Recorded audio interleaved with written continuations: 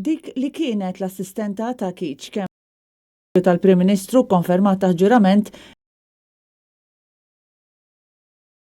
Bianco Farrugia li saftit ta' xirilu kienet is-segretarja ta' Keith Schembri kienet l-unika waħda li ammettiet li rat f'Kastilja lil Jorgen Fenek, illum akkużat bl-involviment tiegħu fl-assassinju ta' Daphne Caruana Galizja. Madankollu qalet li ma kienx taf kemm il-darba kien preżenti. L-eks assistenta ta' Keith Schembri kienet qed tixhed fl-inkjesta pubblika dwar l-assassinju tal-ġurnalista meta l-erba' xehed ukoll Roni Vella. Fix-xhieda tiegħu tal-erba' Vella qal li qatt mara lil Jorgen Fenek f'Kastilja. Vella kien ġie impjegat mal-Uffiċċju tal-Prim Ministru fl-aħħar 4 xhur tal-2019 u qabel kien jaħdem ma' Project Malta.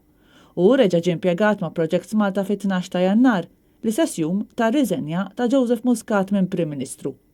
Mistoqsija jekk hu kienx person of trust, Vella ma kienx kapaċi jwieġeb. Meta kien jaħdem fl-Uffiċċju tal-Prim Ministru, Vella kien jifforma parti mill-Uffiċċju Komunikazzjoni, madankollu qatt ma għamel kuntatt mal-medja. Fil-qorti Roni Vella ġie muri ritratt fejn jidher hu f'bar fir-Rabat. Fir-ritratt jidher li qed jieħu ritratti jew videos ta' persuni fil-bar. Meta l-bord tal-inkjesta saqsit il-Vella dwar dan ir-ritratt u qal li ma jiftakarx x'kienet l-okkażjoni, meta kien jew x'kien qed jagħmel.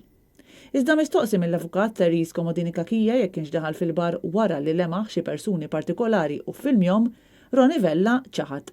Kien hawn li l-imħallef Lofaro innota kif issa u kien qed jiftakar. Mistoqsi li min qiegħed jibgħat ir-ritratti jew filmati, Roni Vella wieġeb lil Keith Schembri. L-inkjesta tkompli nhar il-ġimgħa fid-9 ta' filgħodu.